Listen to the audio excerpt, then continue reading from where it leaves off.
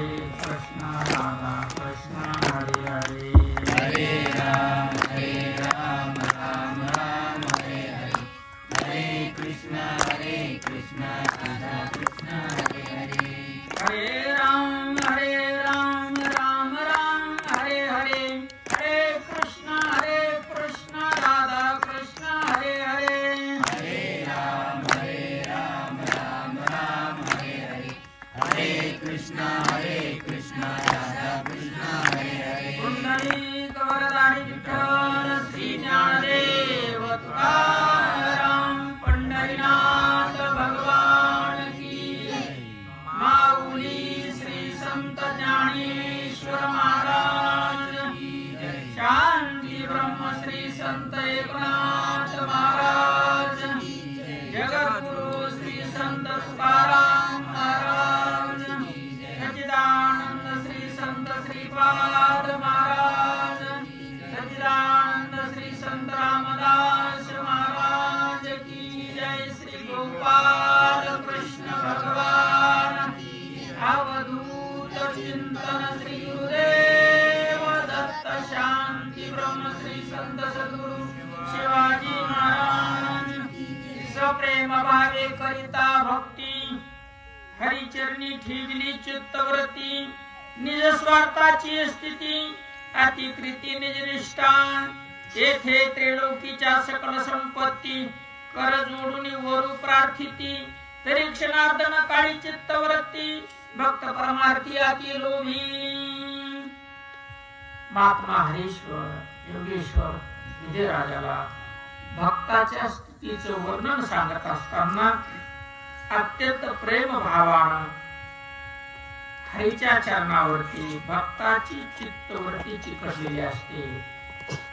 तुझे रूप चित्ती राहो मुखी तुझे नाम देह प्रपंचाचा दास सुखे करो काम.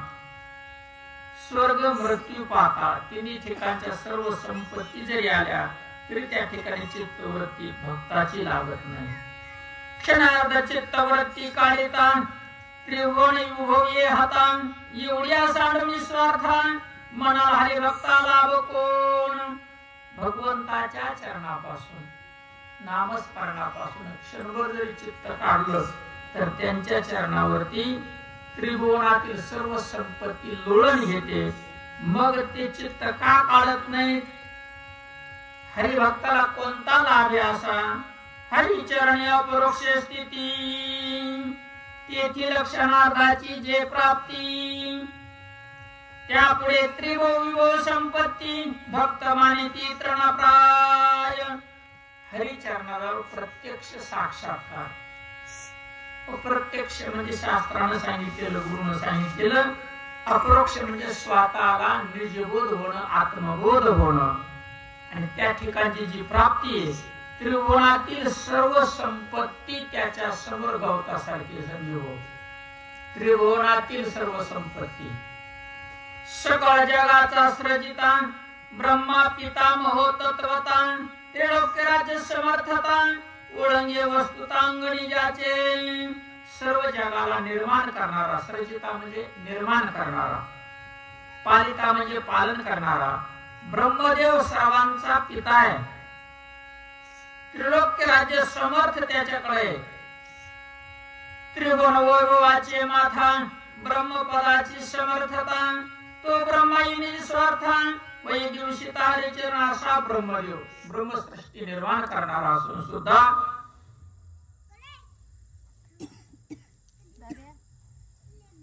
हरिचरणाच्या प्राप्तीसाठी ब्रह्मदेव नित्य तळमळ करतोय. त्यालाही ते प्राप्त होत नाही.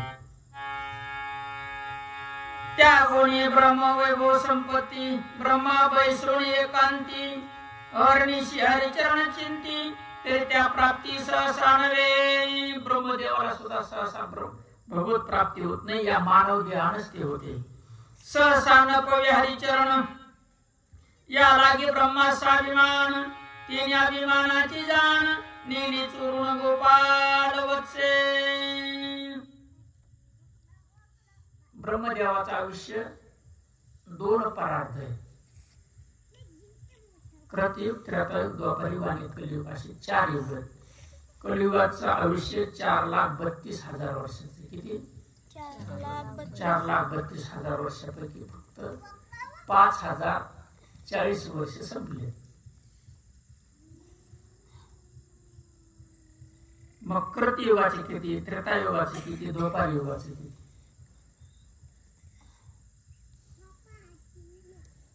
4 आणि 4 8, 8,64,000 द्वापरयुग. 8 आणि 8 16 आणि 1 17, 14 दुने 28, 17,28,000 त्रेतायुग. 17 दुने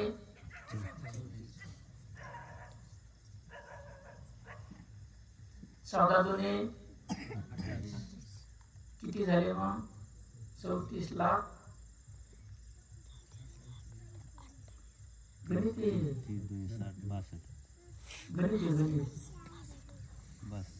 आणि असे ज्यावेळेस 72 युग होतील त्यावेळेस ब्रह्मदेवाचे 1 दिवस आहे. ब्रह्मदेवाचे 1 दिवस असं द्विपरार्ध आयुष्य ब्रह्मदेवाला. 1 वर्ष योग असा आला. ब्रह्मदेवाला अहंकार निर्माण झाला. त्याला बातमी समजली की गोकुळामध्ये जो तो भगवंत प्रगट झाला. म्हणजे तो खरा भगवंत आहे कसा त्याची तपासणी करू म्हणजे ब्रह्मदेव तपासायला निघाले. भगवंताची तपासणी करायला ब्रह्मदेव निघाला. आपल्याला कावा मेळ जमायचा तेव्हा फसला. तो निघाला गोकुळात खरा कृष्णाला बघायला आणि त्याच्या गाई चोरू आपण मग मेळ आला. इकडं गाई चोरायला आला आणि भगवंताने ब्रह्मदेवाचं रूप घेतलं आणि ब्रह्मदेवाच्या खुर्चीवर जाऊन बसले आणि दरवाज्याच्या द्वारपालाला सांगितलं आता कुणी बी ब्रह्मदेवाचं रूप घ्यायला लागलं जर बाहेरून आला की त्याला हाकून लावायचं. बसला खुर्चीवर. ब्रह्मदेव गाई चोरून आणल्या, ब्रह्मलोकात ठेवल्या. आतमध्ये चालले. हो कुठे चालले तुम्ही? ते म्हणले मी मागायचं तुमचा ब्रह्मदेव. म्हणले ते बसलेलं कोण आहे? मग गर्भारण झाला. पाय पकडले. समजला हा भगवंत आहे.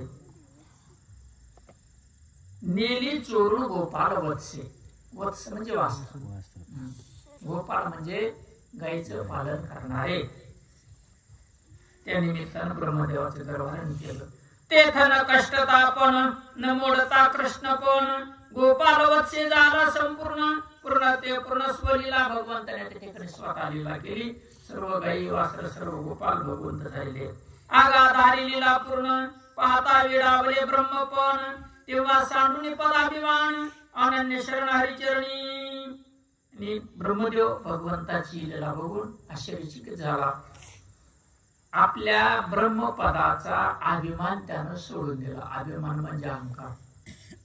मी कीर्तनकार, मी गुरु, मी गायक, मी वादक, मी श्रीमंत, मी धनवान, मी कलेक्टर, मी कमिशनर, मी इंजिनियर. हा सर्व अभिमान आहे. देहाभिमान आहे.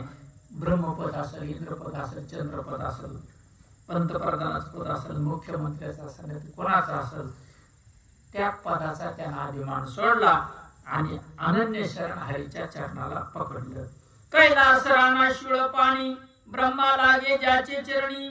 तुही निजराचे सांडणी मा स्मशानी हरिचरण चिंती. शिळ पाणी म्हणजे भगवान शंकर. कैलास राणा शिवचंद्र मौळी. ब्रह्मदेव त्याच्या चरणाला लागतो. असे शंकर भगवान कैलास सोडून स्मशानामध्ये हरीच्या चरणाचं चिंतन करतात. कमून करीत असते गोपाळी. कौपिन भस्म जटाधारी चरणालक धरुणी श्री हरिचरण हृदया माधारी. शिव निरंतरी चिंतित. मग चिंतन शंकर भगवंताचं अरनिशी चालू आहे आणि ते शंकर भगवंतांनी पार्वतीला दिलं.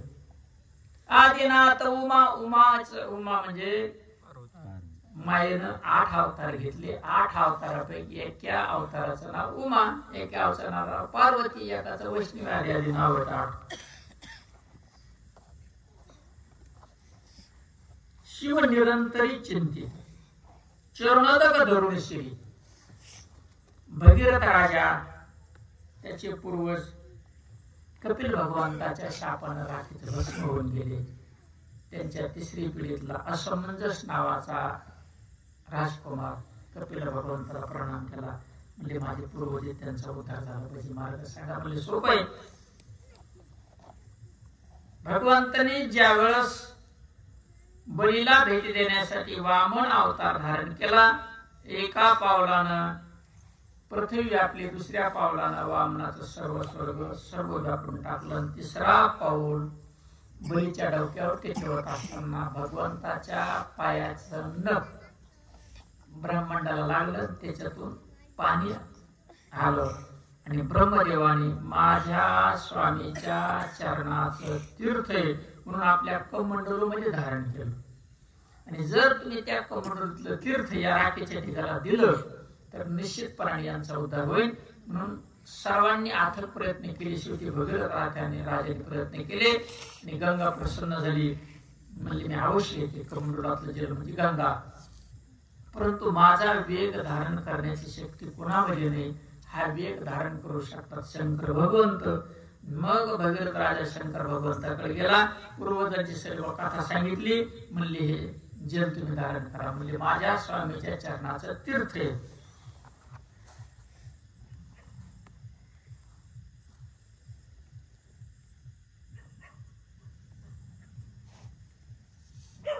कैलास राणा शिळ पाणी ब्रह्मा लागे जिच्या चरणी, तुही निज राज्य सांडुनी महाश्मशानी हरिचरण चिंती. कोपिन भस्मच्या काधारी चरणोदक धरुणीशी. कोपिन घातलेले, भस्म घातलेले, जटा धारण केले आणि काय धारण केलंय? चरणोदक. आणि मग ती गंगा ब्रह्मलोकातून आलेली शंकर भगवंताने आपल्या जटेमध्ये धारण केली. म्हणून तिचं नाव आणखी पडलं जटा शंकरी. इथं नाथ महाराजांनी उल्लेख केलेला आहे. चरणोदक, चरण म्हणजे पाय, पायाचं दक म्हणजे उदक म्हणजे पाणी. चरणाचं तीर्थ शंकर भगवंतांनी धारण केलेले. हरिचरण हृदया माझे शिव निरंतरी चिंतित. असं का करत असते सर्वजण? यव ब्रह्मा आणि शंकर चरणांचे न पावती पार, तेथ त्रिलोक वैभव मानितो पामर. अति मंद भाग्य, अति मंद म्हटलेले. त्रिलोक्यातली सर्व संपत्ती हरिचरणाच्या चरणाला चिकटलेली धुळीचा कण सुद्धा नाही. आणि जे श्रेष्ठ समाजात त्यांना अति मंद म्हणतात. हरिचरण क्षणार्ध प्राप्ती, त्रिलोक्य राज्य संपत्ती भक्त ओवाळून सांडिती. जाण निश्चिती निम्मडून हरिचरणापुढे त्रिलोक्यातील सर्व संपत्ती क्षुल्लक आहे. हरिचरण सारामृत गोडी, क्षणार्ध दे जोडे जोडी. ते त्रिलोक्य भावाच्या कोडी करी कुरवंडी निज भक्त व्हावे. हरिचरण सापडले की तो त्रिलोक्याचा स्वामी होतो, महाराज राजा होतो. ब्रह्मपद त्याला प्राप्त होत. मिळवायचं ते मिळवायचं संजीव. विश्वातलं सर्वात श्रेष्ठ आत्मज्ञान, त्याच्यापेक्षा विश्वात श्रेष्ठ काही नाही. त्याच्यासाठी कष्ट करायचे. यव हरिचरणा परते सारामृत नाही येथे. या लागी चित्ते वित्ते जीविते जळले सुनिश्चिते चरणारविंदे. म्हणून विश्वामध्ये हरिचरणापेक्षा श्रेष्ठ काही नाही. सारामृत, अमृताचंही सार. या लागी चित्त द्यायचं, वित्त द्यायचं आणि जीव सुद्धा द्यावा. तुका म्हणे प्राण करा देवाशी अर्पण. निमिषार्ध त्रुटी लवक्षण जेन सांडिती हरिचरण. ते वैष्णवान माझ्या अग्रगण ते राया जाणं उत्तम भक्त. चौथी याच्या ठाई काहीच करणे नाही. अध्याय 3 किंवा 4 संख्याने श्रीमंत ज्ञानोबराय म्हणतात, चौथी याच्या ठाई काहीच करणे नाही. या लागी भक्त कृपाई ज्ञानी जो विश्वातला सर्वात श्रेष्ठ वस्तू. अर्थ अर्थार्थी जिज्ञासू आणि ज्ञानी भक्ताचे 4 प्रकार आहेत. आणि मग जो ज्ञानी त्याला काही करण्याची गरज नाही. निमिषार्ध त्रुटी लवक्षण जिन सांडिते हरिचरण. हरिचरणाला ते पोचलेलेच असते. आणि ते राया जाण उत्तम भक्त वैष्णवान माझी अग्रगण्य म्हणजे सर्वात पुढे येते. जे त्रिगुण वैभव भोग भोगिता तीही पावले अनुताप वृत्ती, त्यांच्या तापाची निजवृत्ती हरिचरण प्राप्ती ते आहे. त्रिभुवनाचा उपभोग ज्यांनी घेतला, अनेक राजे असतील, सर्व राज्य उभं सोडलं, अंतःकरणाचे अनुताप धरला. अनुताप म्हणजे पश्चाताप, पश्चातापेन शुद्धता. त्यांनी भयंकर तप केलं आणि हरिचरणाची प्राप्ती करून घेतली. थोर हरीचा पराक्रम, पदे त्रिलोक्यावरी त्रिविक्रम, ब्रह्मांड भेदुनी पदद्रुम, वाढविला परम सामर्थ्य. हरीनं काय पराक्रम केला? त्रिविक्रम म्हणजे वामन. विक्रम काय केला? 3 पावलानं सर्व बलिष्ठ सर्व व्यापून टाकलं. आता सांगितलं तुम्हाला ब्रह्मांडाचं भेदन केलं. ते पदद्रुमीच्या 10 शाखा, त्याची 10 अंगुलिका, अग्री अग्रफळ चंद्रिका, नखमणी देखा लखलखीत. पद म्हणजे पाय, द्रुमींच्या 10 शाखा किती आहेत? 2 पायाच्या. त्याची 10 अंगुलिका, 10 100. आग्र म्हणजे टोक, नखमणी देखा लखलखीत. भगवंताच्या हरीच्या चरणाच्या नखाचा प्रकाश देदीप्यमान आहे. नखमणी देखा लखलखीत. ते नखचंद्रिकेचे चंद्रकांत, चरण चंद्रामृते नित्य स्त्रवत, भक्त चोकरते शिवित स्वानंद तृप्त सर्वदा. चंद्र अमृत देतो असं म्हणतात, परंतु सूर्याजवळ सूर्यका म्हणत म्हणे आणि चंद्राजवळ अमृत आहे. परंतु ज्या चंद्राला क्षयरोग झालेला आहे, अखंड सारखा दिसतो का चंद्र? नाही ना. रोग झाला की तो दिसत नाही, रोग गेला की तो पौर्णिमेला दिसतो. परंतु चरण चंद्रामृते नित्य शेवट, चंद्राला सुद्धा ते भगवंताच्या चरणाचा अमृत आवडतं. भक्त चकोरते सेवित स्वानंद तृप्त सर्वदा. आणि भक्ताला ते स्वानंद अमृत मिळतं. स्वतःचा आनंद घेणे त्याला स्वानंद म्हणतात. आपण आनंद रूपेत, सुख रूपेत, ज्ञान स्वरूपेत. अहो याला ज्ञान होतं का? पक्याला बोलता येतं काय? काय येतं आपल्यालाच कसं काय समजत? काहीतरी असेल ना. बरं आपण निघून गेल्यावर याला कानाला येतं काय ऐकू? बरं चष्म्याला दिसत का नाही? आता या चष्म्याला बघ बरं म्हण. सहाय्य घेते, इंद्रियाला सहाय्य करणारी वस्तू आहे. बघणारे कोण आहे वा महाराज? बघणारा अहंकार आहे, करता अहंकार आहे. या अहंकाराला गादीवर बसवायचं. ते चुकीच्या गादीवर बसला, मी पणाच्या गादीवर बसला. त्याच्यावरून काढायचंय, भगवंताच्या गादीवर त्यावर काढायचं.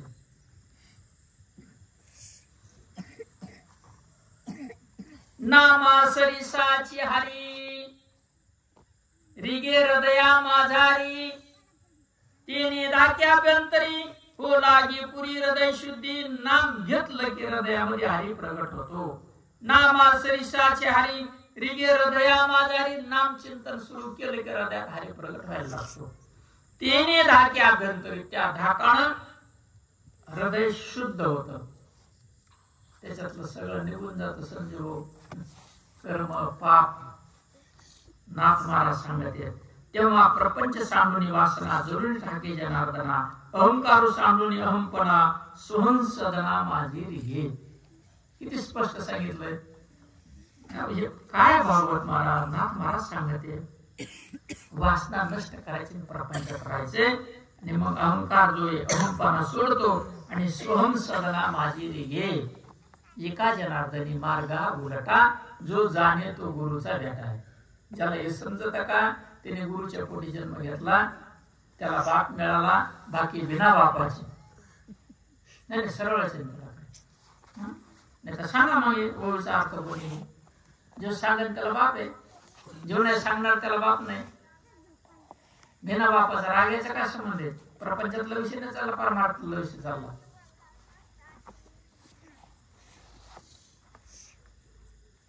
अहो प्रपंचामध्ये बिना बापाच आहे कोणी? बाप असल्याशी पूर्व होईल का? मग इथं संत मालिकेतला विषय तुम्हाला संत बाप मिळाला का? तुम्ही बिना बापाचे तुमचं कसं आहे का? तेव्हा प्रपंच सांडूनी वासना जरूर ठाके जनार्दना, अहंकारू सांडूनी अहमपणा. अहंकाराच्या ठिकाणी अहमपणा आहे. अहंकार या शहराला मी म्हणतो. आणि मग कुठे निघतो तो? स्वहं सदना माझी रे. चित्र विसरोणी चित्ता जरुरी ठाके भगवंता, मनाची मोडली मनोगतता, संकल्प विकल्पता करू विसरे. मनाचं काम संकल्प विकल्प आहे. आणि मग ते सर्व सुटत आणि सुखरूप व्हायचं. माय बापू करत निशेष बुद्धी होणे टाके समाधी, ऐशी देखून हृदय शुद्धी तेथून त्रिशुद्धी नंदी आहे. राम कृष्ण नामी मुनमणी साधेली. मुनमणी शब्दाचा अर्थ समाधी. आणि मग हरी त्या ठिकाणून जात नाही. अहो जिथं हरीचं देवाचं वास्तव विचारात आहे तिथं काय कमी असणार? विचार करा. लक्ष्मीच्या लोळती बाकीच्या काय गोष्टी. हरिनाम प्रीतीवरी. कशाचे प्रेम पाहिजे आपल्याला? हरिनामावरती प्रेम पाहिजे. प्रीती म्हणजे प्रेम. हरिनाम प्रीतीवरी हृदयरी घाला जो हरी, तो निवू विसरे बाहेरी, भक्ता प्रीती करी खरं पाळो. जे हरिनामाचं सतत चिंतन चाललेले त्याच्याला त्यामध्ये हरी वास्तव करतो. आणि त्या ठिकाणाहून तो कधीही बाहेर जात नाही. त्याला लाताने मारलं तरी तो जात नाही. इतका भक्ताच्या आधीने तुरलेला देवसणार म्हणे. भक्ते प्रणय प्रीतीची दोरी, तेने चरण धरुणी निर्धारी, निज हृदय बांधिला हरी, तोर कैसा बरी रे घेईल. प्रेमानं भक्तानं भगवंताला प्रेमाच्या दोरीनं बांधलं आणि बांधल्यामुळं त्या हृदयातून तो जाऊ शकत नाही. हरी ओम. धरीला पंढरीचा चोर, धरीला पंढरीचा चोर, गळा बांधोनिया दोर, गळा बांधोनिया दोर, गळा बांधोनिया दोर. धरीला पंढरीचा चोर, धरीला पंढरीचा चोर. धरला का नाही? बांधला का नाही? कशाने बांधला? कोणती? कासरा का शोध? मन पवनाचे करून या दूर.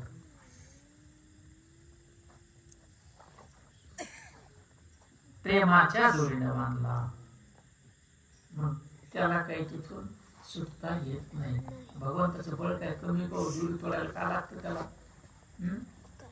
ज्याने खांब फोडून बाहेर येतो त्याला दोरी तोडायला काय लागणार आहे? परंतु ती प्रेमाची दोरी आहे. वडील चालले घरातून बाहेर, लहान लेकरू धावत येतं, बापाच्या धोत्राला पकडले आणि पिळा घालता असं. बरं बापाला त्याला असं ढकलूची ताकद नाही का? पण बाप पुढे जातो का? कशामुळे बांधला गेला तेव्हा? कसं भगवंत बांधले बापू. तिथं काय कमी सांगा ना तुम्ही. असं ईश्वर घ्या ना. भगवंत महातुरबळी आदळ दैत्या ते निर्दळी, तो कोंडीला हृदय कमळी, ही गोष्टी समळी मिथ्या म्हणती. भगवंत आतुरबळी अनेक मोठमोठे दैत्य मारला, रावण मारला, कुंभकर्णा महाबलिष्ठ आहेत. असा बलवंत भगवंत भक्तांनी त्याला हृदयामध्ये कसं काय बांधलं? हे खोटं वाटतं ना म्हणाला. जो शुष्क काष्ट सोयी कोरी, वाढेल लाकुडे, भुंग कोरी दुकाने लाकूड, ताकद साधी का आपल्या दाताने कोरावर? पण भुंग्याला लाभ आहे की नाही? एवढा एवढाच. तो कोवळ्या कमळा माधारी, भ्रमर गुंतला प्रीतीवरी, केशर माधारी कुचुंबोणी दी. मग कमळाच्या फुलावर कोणत्या फुलावर बसतो? भ्रमर म्हणजे भुंगा. आणि मग प्रेमामुळं प्रीतीमुळं केशर माधारी कुचुंबोणी. त्या फुलात सूर्य विकासिनी कमळ असतात, चंद्र विकासिनी. चंद्र उगवला की कमळ फुलतं, सकाळ झाली ते मिटतं. सूर्य उगवला की ते फुलतं, दिवस माळले ते बंद होतं, भुंगा मध्येच अडकत. त्याला ताकद नाही करून निघायची बाहेर. जेव लाकूड पुरवतो मग मध्ये कसं काय बसत. आणि केशरला धक्का लागू देतात नाही. प्रेमाचा विषय मागवतो. ती विभक्ताची प्रेम प्रीती, हृदय कोंडीला श्रीपती, ते तर खुंटल्या सामर्थ्य शक्ती, भावार्थ प्रति बळ न चले. भक्ताच्या प्रेमामुळे हृदयामध्ये भगवंत स्वतःला कोंडून घेतो. भगवंताच्या सर्व शक्ती कुंठित होतात का? भावार्थाचं बळ त्याच्याकडे. बळेन शक्ती भाव बळे. कशाचं बळ? भावाचं बळ. भाव बळे आकळे. एरवी ना एरवी भगवंत कळत नाही. तुम्हाला भाव सांगतो नेहमी नेहमी. चिंतनाला बसलं, भक्ती करायला लागलो, सेवा करायला, सर्वांगाला घाम आला पाहिजे, शरीर थरथर कापलं पाहिजे. कापत का नाही? कुठे गेलो वैसुवाड? तुम्ही थरथर कापत. कुठे सुरेखावाड?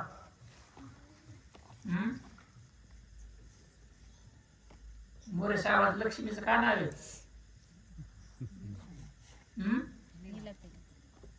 याच्यातलं तुम्हाला तसं होतं का? दुसरं बाजारातलं ग्रंथातलं बाजारातलं सांगितलं का नाही? महाराज समजतच नाही तुम्हाला. आता अनुभव आला का नाही? तो गुरु बिन अनुभव कळत नाही. ते शिवाय अनुभव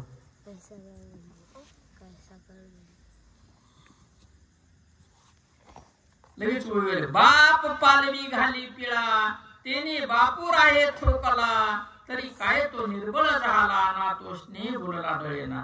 आता सांगितलं तुम्हाला लेकरू प्रेमाने तिथं बोलतो, तो काही त्याला दूर ढकलत नाही. ती निज भक्त लढेवाळ, त्याचे प्रेम अत्यंत गोड, निभावयाचे विसरून चाळ, हृदय सुरवाळ आले माने. त्या लहान मुलासारखं भगवंत भक्ताला धरतो आणि त्याला काही दूर लुटत नाही. ऐशे ज्याचे अंतकरण हरिण सांडी स्वयापण, तैसे हरीचे श्री चरण, जो सांडीना पूर्ण प्रेम व्हावे. असं ज्याचं अंतकरण हृदय, त्या अंतकरणातून भगवंत दूर जात नाही. नाम म्हणजे देव. नाम म्हणजे काय? देव. नाम म्हणजेच देव. नाम तेच परब्रह्म. आणि ज्या भक्ताच्या अंतकरणात श्वासोश्वासाला नाम चालतं न घेता, त्याचा विषय चाललाय, आपोआपच चालत. काहीच करायची गरज नाही.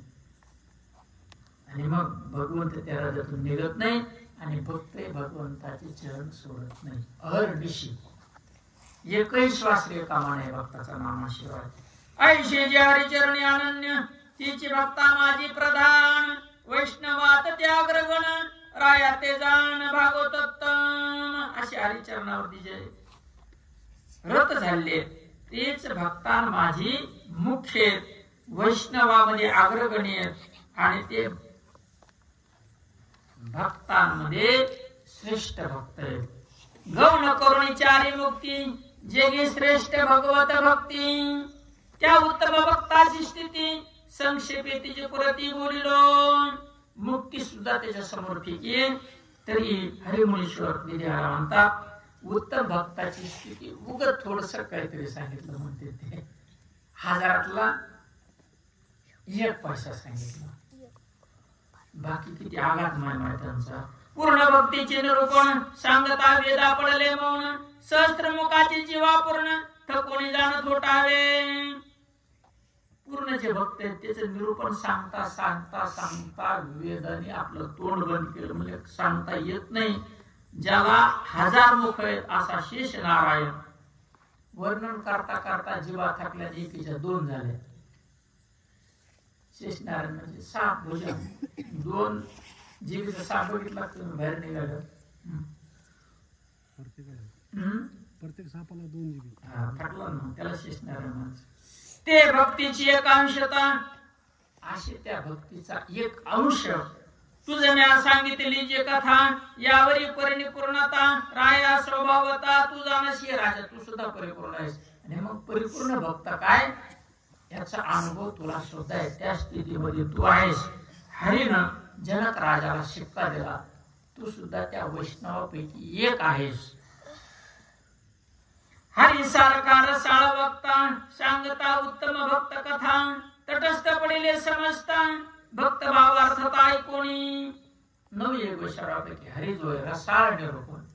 रसाळ रसयुक्त. कोणता रस? अमृताच्या रसाने भरलेला असा रसाळ वाणी. आणि सांगणाऱ्यामध्ये उत्तम पद्धतीने सांगतोय. आणि ते त्या ठिकाणी जेवढे यज्ञाच्या ठिकाणी जेवढे जन उपस्थित होते यज्ञ करणारे ब्राह्मण मंडळी जे सर्व होते ते तटस्थ झाले. चिंतनात एखाद्याला तटस्थ होतं ते चिंतन लागले. असे केलं की सगळंच उचलत खरं. तटस्थ म्हणायचं एक भाव येतो. तवरावर रोमांचित झाला. काय झालं राजाला? सर्वांगावर रोमांच आले. रोम वैश्वद आला. हे रोम आहे, हे उभे राहिले की त्याला रोमांच म्हणायचं. रोम मूळ, केसाचं मूळ. श्वेद आला. श्वेद म्हणजे घाम. चिंतन देतो बघ. श्रवण सुखे लांचावला. कशाच्या सुखानं? नुसतं ऐकण्याने एवढं सुख मिळालं म्हणते. खाल्ल्यावर किती सुख मिळालं. घ्या पेढा. खाल्ल्यावर नाव ऐकल्यावर माणसाला जीवेला पाणी सुटतं. खाल्ल्यावर कसं व्हायचं? डोलो लागला स्वानंदी आणि स्वतःच्या आनंदात तो डोलू लागला. पूर्ण संतोषोनी म्हणी मने भले केले केले मुनी थोर निवाल निरूपणी श्रवणाची धनी तरी न पुरे. हे मुनीश्वर, तुम्ही जे सांगितले भक्ताची कथा माझे श्रवण मंडित झाले, शुभ झाले, परम सुखाचा लाभ झाला. अत्यंत गोड निरूपण तुम्ही केलेले, परंतु ऐकणं हे काय पूर्ण होत नाही. ऐकावंच वाटतं. ऐकून हरीचे वचन राया म्हणे अवघे जण अप्रोक्ष ज्ञाने ज्ञान संपन्न वक्ते पूर्ण येई. आणि हे ऐकल्यावर जनक राजा निश्चित केला हे 9 सुद्धा प्रत्यक्ष साक्षात्कारी योगेश्वर. अपरोक्ष म्हणजे प्रत्यक्ष साक्षात्कार झालेले. भिन्न भिन्न करुणी प्रश्न अकरुणी अवघ्यांचे वचन ऐशा श्रद्धे राया पूर्ण अनुपम प्रश्न पै करील. म्हणले मग हे 9 योगेश्वर ज्ञानेत वक्ते श्रेष्ठ अनुभवेत. मग यांना वेगवेगळे प्रश्न विचारू आणि सर्व प्रश्नाचे उत्तर आपल्याला मिळतील आणि आपलं चित्त समाधान होईल. रायाशी कथेची पूर्ण चाड पुढा प्रश्न करील गोड जे ऐकताची पुरे कोड सुरते वाढ सुखावती. राजाला कथेची आवडेल, तो पुढे प्रश्न करेल आणि आपण सर्व ऐकतो त्यांचा संवाद बसून. आपल्याला श्रोते म्हणतात ते. बरं, तवाची कथेची आता काही गरज आहे का? ही कथा कोणासाठी? आपल्यासाठी का त्याच्यासाठी? आणि मग आपल्याला सुद्धा असाच आनंद मिळेल. त्या प्रश्नाचे गुह्य ज्ञान श्रवणी पावविन संपूर्ण वदनी वक्ता श्री जनार्दन यथार्थ पूर्ण अर्थवी. मग त्या विजय राजाचा जो प्रश्न आहे त्याच्यातलं जे गुह्य ज्ञान आहे ते निश्चितपणानं माझा सद्गुरु जनार्दनाच्या कृपेनं तुमच्या कानापर्यंत पोहोचवीन असं नाथ महाराज म्हणतात. पावा नाना मधुर ध्वनी गाजे परिजुतो वाजवी त्याचे निवाजे टीव्ही एका जनार्दनी साजे ग्रंथार्थ ओजे गवी करता. बासरी असते पवा, त्या असं जमीवर फुलात वाजतो का? त्याला वाजवणार कोणी पाहिजे की नाही? मग तसं पवा म्हणजे शरीर म्हणजे एकनाथ कसा आहे पवा आहे. आणि मग त्याला वाजविणारा माझा सद्गुरु जनार्दन. इति श्रीमद भागवते महापुराणे एकादश स्कंदे जैन समाज एकार्टिका 2य अध्याय गोडा. निमी विजय राजा जयंत म्हणजे नवयोगेश्वर जयंताचे पुत्र यांचा हरी आणि जनक राजाचा संवाद संपलेला आहे. तिसरे जे मुनी अंतरिक्ष मुनी ते आता उद्या सांगतील. तुम्हाला ऐकायचं असलं तर लवकर आठवत जा बाबा. असं नियोजन करायचं. 2-3 जणी पुढे आल्या होत नाही ना मग ते सगळं नियोजन करा तुमच्या पद्धतीने तुम्हाला जसं जमतं.